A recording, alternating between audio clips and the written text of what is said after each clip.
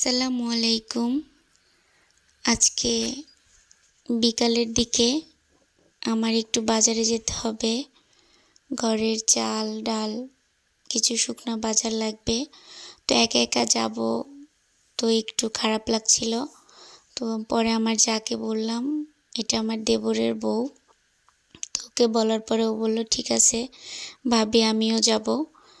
তো ওকে নিয়ে আমরা দুজন গল্প করতে করতে হাঁটতে হাঁটতে বাজারে চলে গেলাম।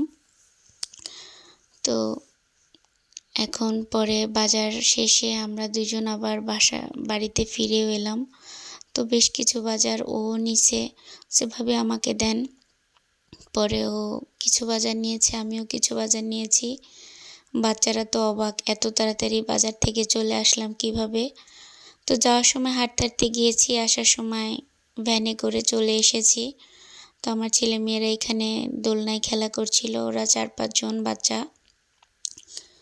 পরে এটা আমার চাচি শাশুড়ির মেয়ে, ও গেট খুলে দিচ্ছিল, তারপরও পারছিল না। পরে আমার দেবরের বউ, ও গেটটা খুলে দিল। চাবিটাতে একটু সমস্যা হয়েছে, তো এই জন্য তালা খুলতে সমস্যা হয়, সবাই পারে না।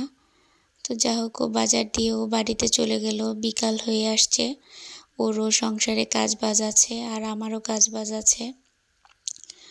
তো পরে এই যে আমি টুকটাক বাজার করে নিলাম। কয়েল কিনেছি, একটা টিস্যু কিনেছি, তারপর শ্যাম্পু কিনেছি। আমার ছেলের পাঞ্জাবিতে নীল দিতে হয় হালকা করে।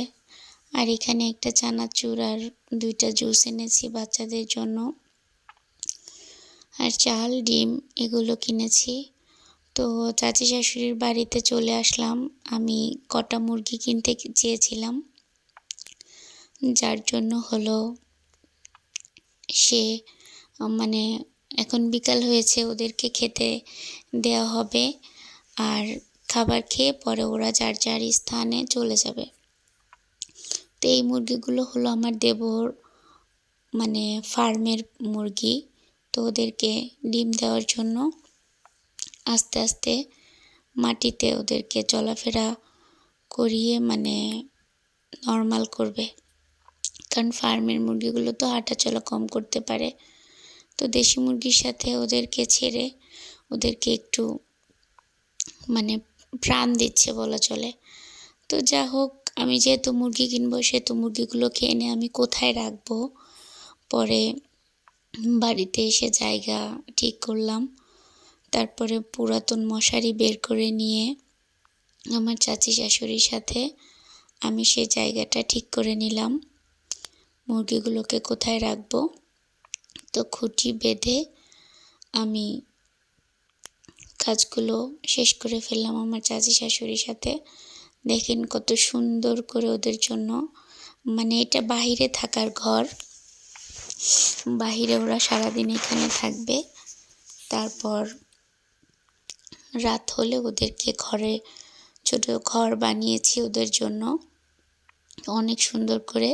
তো ওই ঘরে রাখবো। তো আমার চাচি শাশুড়ি ভিতরে ঢুকে, মুরগির ঘরে সে আগেই ঢুকে পড়ে ইট দিয়ে দিয়ে সুন্দর করে 4টা কর্নার সুন্দর করে ফিটিং করে দিল। আমার মেয়েও সাহায্য করছে তার ছোট দাদিকে। আমার শাশুড়ি বড় দাদি, আর এটা আমার চাচি শাশুড়ি, আমার মেয়ের ছোট দাদি। তো এই তো ঘরটাকেও আমি মশারি দিয়ে ঢেকে রেখেছি, কারণ আমাদের দেশে শিয়াল আছে আর পাশেই হলুদের বাগান আছে, যার কারণে শিয়ালের জন্য মশারি দিয়ে এভাবে ঢেকে রাখলে শিয়াল আসতে পারে না। আর আমার মেয়ে বিকাল থেকেই মুরগির বাচ্চা ধরার জন্য একদম পায়তারা করছে, কিন্তু ধরতে পারছে না। পরে ওর চাচিমা এসে মুরগিগুলোকে সুন্দর মতো ধরিয়ে দিল। সন্ধ্যা গড়িয়ে চলে এসেছে, একটু পরে মাগরিবের আজান দিয়ে দিবে। তো এই মুরগিগুলোকে নিয়ে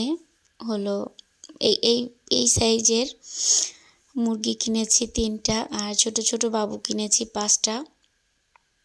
তো আমার ছেলে মেয়েগুলো এই মুরগিগুলোকে নিয়ে এখন ওদের ঘরে রেখে দিবে। ওদের খাওয়া দাওয়া সব শেষ, রাতের খাবার খাওয়ানো হয়েছে। তো এই যে ঘরের মধ্যে ঢুকিয়ে দিচ্ছে, তারা খুব ভয় পায়, কিন্তু তারপরও সাহস করে মুরগিগুলোকে এখানে রেখেছে। তারপরে এখন আবার ওই ছোট ছোট বাচ্চাগুলোকে আনতে যাওয়া হবে। তো আমার ভিডিওটা যদি ভালো লাগে তাহলে অবশ্যই লাইক, কমেন্ট এবং সাবস্ক্রাইব করে আমার পাশে থাকবেন। আর সবাই আমাকে সাপোর্ট করবেন। আর আমরা সবার জন্য দোয়া করি এবং দোয়া করব। ইনশাল্লাহ সবাই ভালো থাকবেন। তো আজকের ভিডিওটা এ পর্যন্তই। আল্লাহ হাফেজ।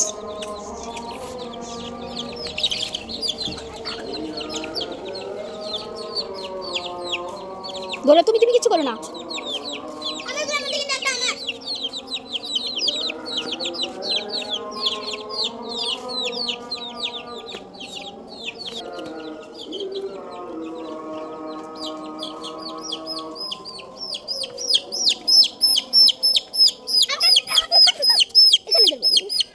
এখানে